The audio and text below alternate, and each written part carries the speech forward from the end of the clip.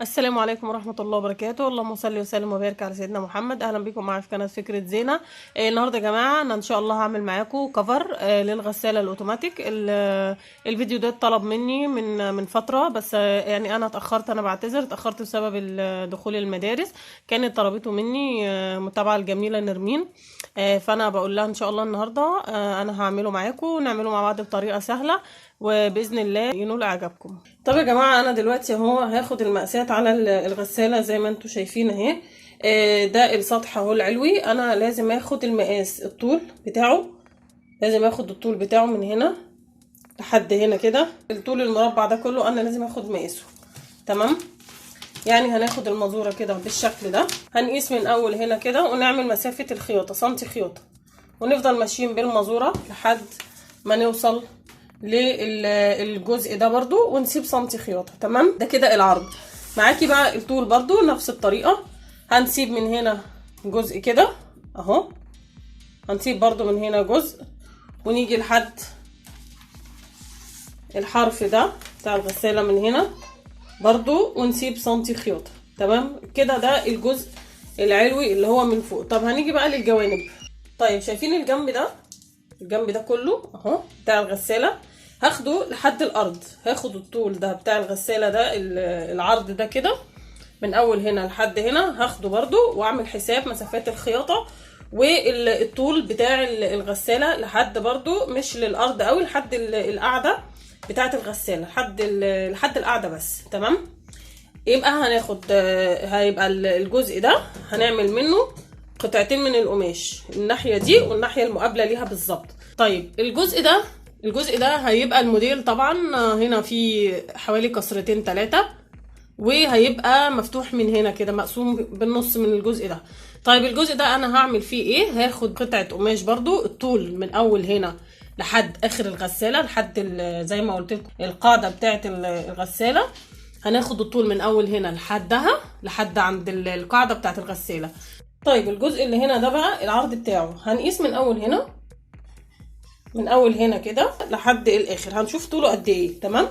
هنشوف طول القطعه دي قد ايه، وناخد نص المقاس. يعني لو هي مثلا مقاسها 50 هنحسب 25، ال 25 دول انا هزود عليهم 10 سنتي قيمه كسرتين هنا كده، نحاول نعمل كسرتين في الجزء ده، تمام؟ يبقى يعني لو انا العرض ده اللي عندي ده من هنا لحد هنا لو هو هيبقى 50 سنتي، انا هعمل قطعتين قماش، كل قطعة فيهم 35 سنتي، يعني هيبقى الجزء ده 35 والجزء ده 35. ليه؟ عشان انا عملت حساب مقدار هنا كسرات هعملها هنا كده، تمام؟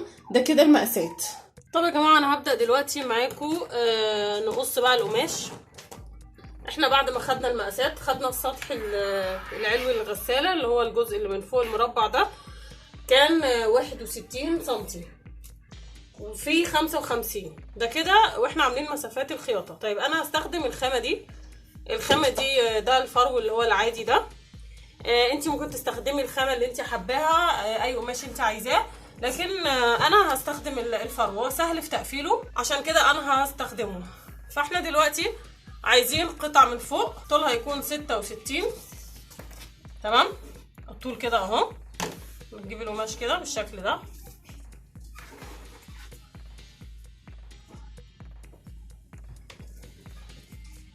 طولها 61، اقصد طولها 61 اهو، من اول هنا كده ونعلم كده عند ال61. هنشوف العرض اللي احنا عايزينه قد ايه. عايزين هنا كده يبقى 55 سنتي بالشكل ده كده هنا، ونعمل علامة بماركة وقلم الوان. طيب هنيجي هنا برضو العلامة اللي احنا خدناها هنا، ناخد برضو 55 سنتي اهي، ونقص بقى نتنيهم كده على بعض اهو لحد هنا كده بالشكل ده، نظبط القماش كده.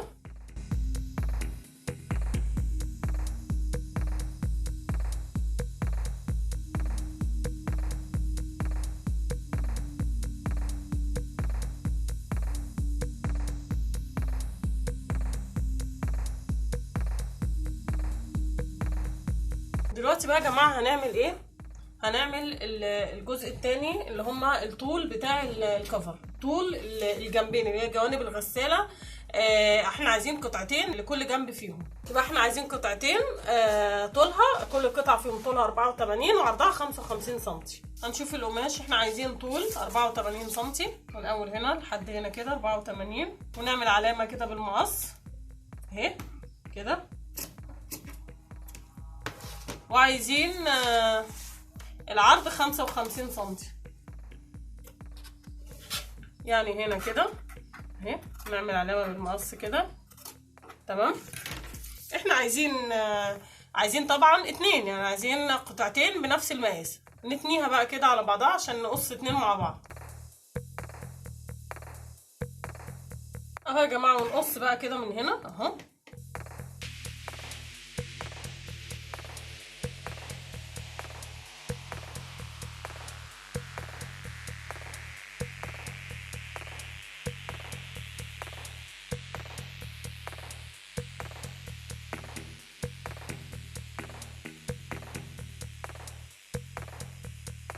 طيب كده احنا قصينا بقى الجزء اللي فوق، السطح اللي فوق، وكده ايه قصينا الجنبين اهو، ادي جنب وادي جنب.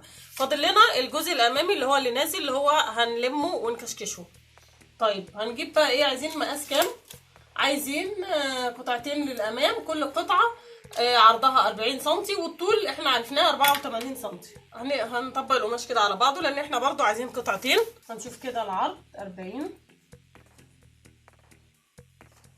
طب اهو هنقيس الطول من هنا كده لحد هنا، نشوف ال 84 سم اهو، الطول لحد هنا كده اهو بالشكل ده اهو تمام. وهنا كده من اول هنا لحد هنا اهو 84، ونعمل علامه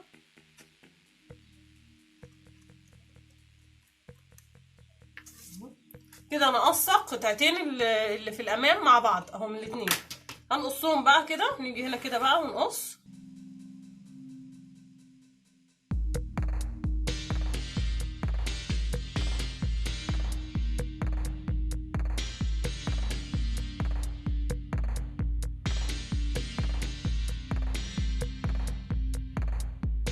هنفصل بقى الاتنين عن بعض.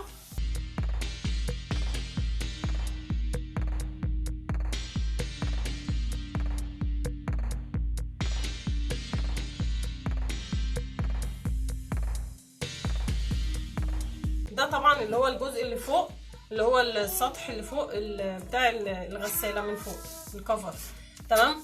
انا الموديل اللي انا هعمله فيه قلب كده من النص. القلب ده ممكن نعمله من اي قماشة تانية يعني لون مخالف. انا هعملها برضو في جزء من قماشة برضو فرو، بس لون يليق معاه. فانا دلوقتي هعمل ايه، هنعمل قلب. نرسم بس قلب كده الاول، شوف طوله والعرض اللي انت عايزاه على اي ورقه. يعني انا لقيت ورقه جورنال عادي. فانا هعمل ايه، هنيجي من هنا كده نشوف الطول كده، احنا عايزينه مثلا طوله قد ايه، يعني ممكن يبقى من اهو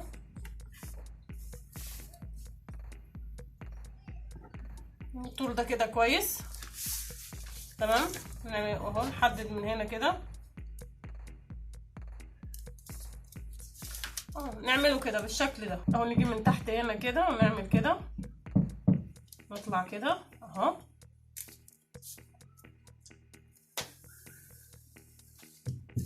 لحد الطول اللي احنا عايزينه بالشكل ده، ونقصه بقى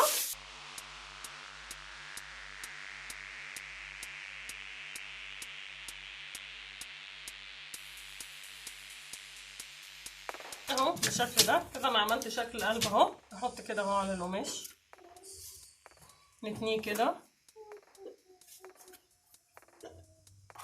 وانا برضو اخترتها فرو لان مش هنضطر ان احنا نقفل حواليه بالخيط او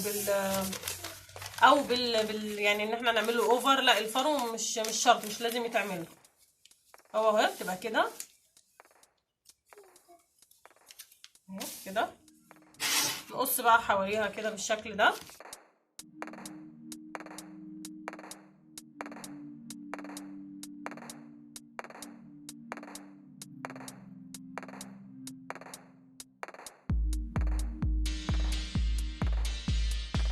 اهو انا قصيت كده شكل القلب اهو، هيبقى شكله كده على الكفر من فوق، يبقى تقريبا عامل كده بالشكل ده.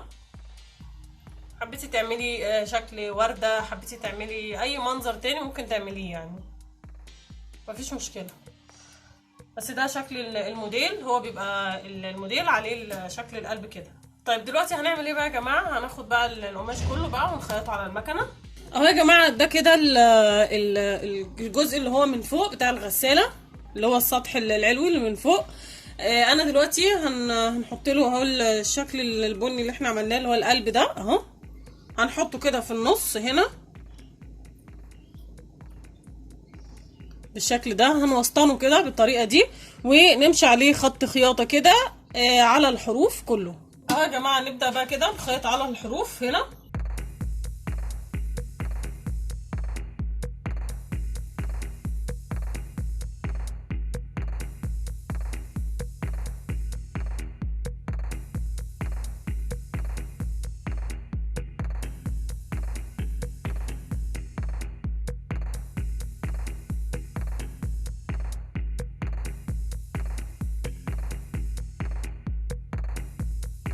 اهو يا جماعه انا كده اهو ثبت القلب اهو زي ما انتم شايفين كده. دلوقتي بقى الخطوه اللي بعد كده ايه؟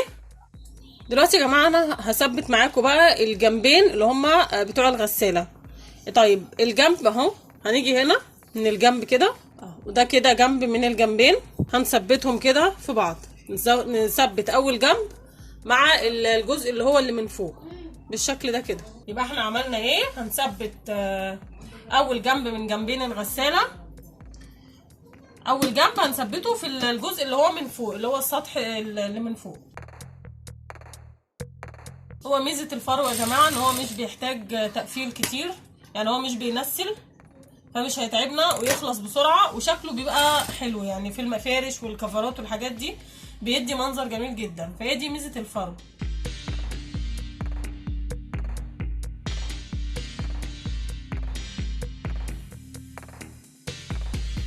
انا ثبت كده اول جنب اهو، ده كده الجزء اللي فوق، ده كده الجنب.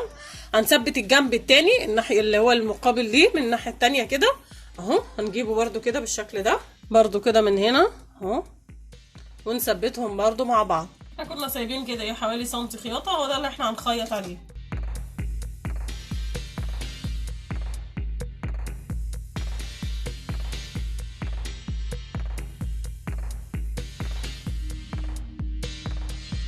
طب يا جماعه كده اهو احنا ثبتنا الجنبين بتوع الغساله اهو كده. ادي ده الجزء اللي من فوق، وادي جنب، وادي الجنب التاني. طيب فاضل الجزء اللي قدام، الجزء اللي قدام اللي هو قطعتين وبيتكشكشوا كده من على جنب. هنعمل فيهم ايه؟ شايفين ده الجزء اللي هو من فوق ده، انا هحدد النص بتاعه. الجزء اللي من فوق اللي هو السطح العلوي بتاع الغساله ده، الكفر ده، هاجي من فوق هنا وهحدد النص بتاعه، هعمل علامه. هجيب بقى اهي العلامه اهي، العلامه اهي واضحه اهي. هجيب بقى قطعه من الاتنين اللي احنا عاملينهم للجزء اللي قدام اهي، ده كده جزء منهم. كنا احنا عاملين كده حوالي 40 سنتي. ليه؟ علشان انا هيبقى زايد، يعني مثلا ادي الجنب اهو، ادي الجزء اهو اللي من فوق اللي فيه الخياطه ده اهو، هبتدي من هنا وافضل ماشيه كده. هو طبعا زياده عن النص، زياده عن النص ده. الجزء ده انا عامله حساب ان انا هديله كسرتين 3 كده من هنا، تمام؟ يعني احنا هنبدا خياطه دلوقتي يا جماعه اهو. ده الجزء اللي من فوق اللي هو من فوق الغساله من فوق، وده جنب من الجنبين اهو، وده خط الخياطه بتاعهم. انا دلوقتي عايزه اركب الجزء اللي هو قدام، الجزء اللي قدام طبعا هو متقسم لقطعتين. طيب احنا دلوقتي هنعمل ايه؟ اهو الجزء اهو المفروض اللي هو يبقى من هنا كده، هثبته طبعا لازم هثبته في الجنب وثبته من هنا. هنعمل ايه؟ هثبته الاول من فوق اهو، هجيبه كده، ده خط الخياطه اهو، هاخد جزء كده منه اهو. انا سايبه هنا جزء خياطه عشان هثبت الجنب ده معاه، تمام؟ هبدا من هنا كده اهو بالشكل ده واثبته. العلامه اللي انا عملتها اهي في النص ده طبعا انا لازم توصل دي هنا لعند النص كده بالشكل ده. يعني انا هاجي بقى هنا كده وادي كسرات، هدي كسرات كده اهي. هاجي من هنا كده همشي شويه واعمل اهو، هاجي كده واعمل كسرات كده بالشكل ده لحد ما اوصل اخر القماشه عند النص هنا اهو. عملت كسرات اهي بسيطه، وانا هوريهولكم ان شاء الله وهو على الغساله وهو محطوط عليها عشان شكله يبقى باين اكتر. هعمل الجزء التاني اهو. نيجي هنا برضو كده اهو بالشكل ده،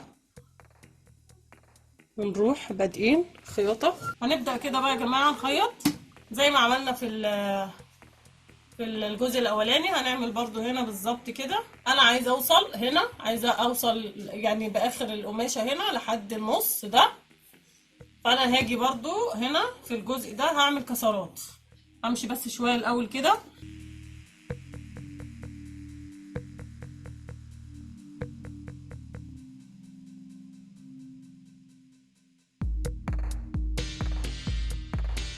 اهو. الجزء ده بقى كده انا هقعد اعمله كسرات كده بالشكل ده، كسرتين كده او 3 كسرات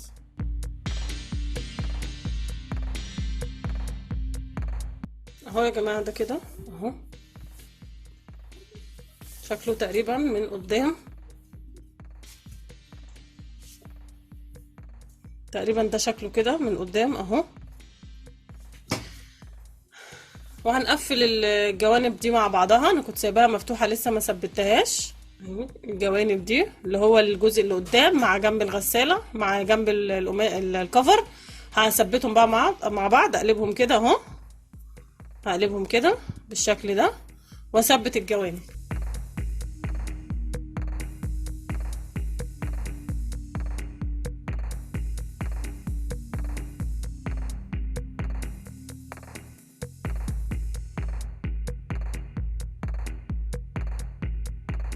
نثبت بقى الجزء التاني.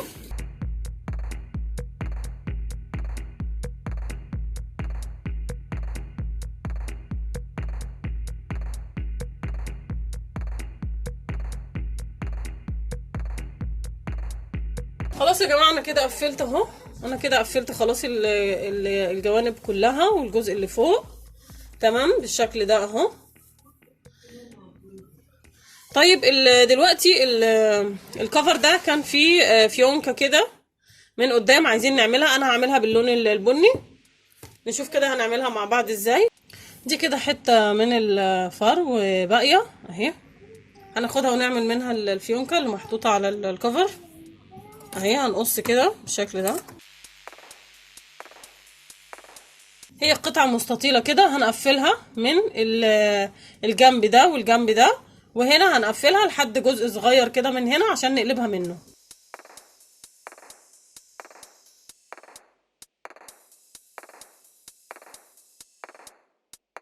نسيب جزء كده عشان نعدي نقلب منه. نقلبها بقى اهي. ده يا جماعه دي كده حته ده قطع يعني مستطيل كده، ناخد منها جزء اهو بالشكل ده عشان نبقى نتنيها على بعضها.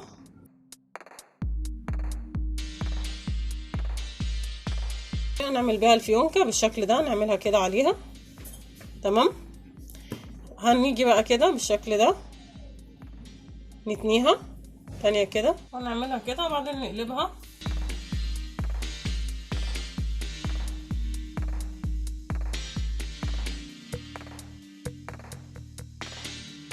نيجي من هنا كده بقى ونروح قلبينها بالشكل ده اهي كده يا جماعه اهو. الفيونكه اهي بعد ما عملتها وربطت فيها القطعه دي كمان البيج دي اهي بقت بالشكل ده.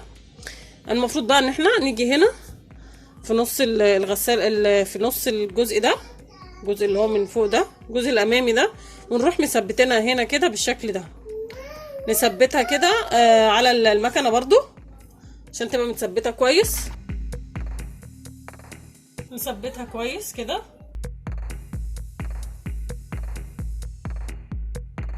اهو يا جماعه اهي اتثبتت اهي بالشكل ده. عايزين بقى نشوف مع بعض بقى الشكل النهائي. طب يا جماعه ده كده شكل الكفر اهو.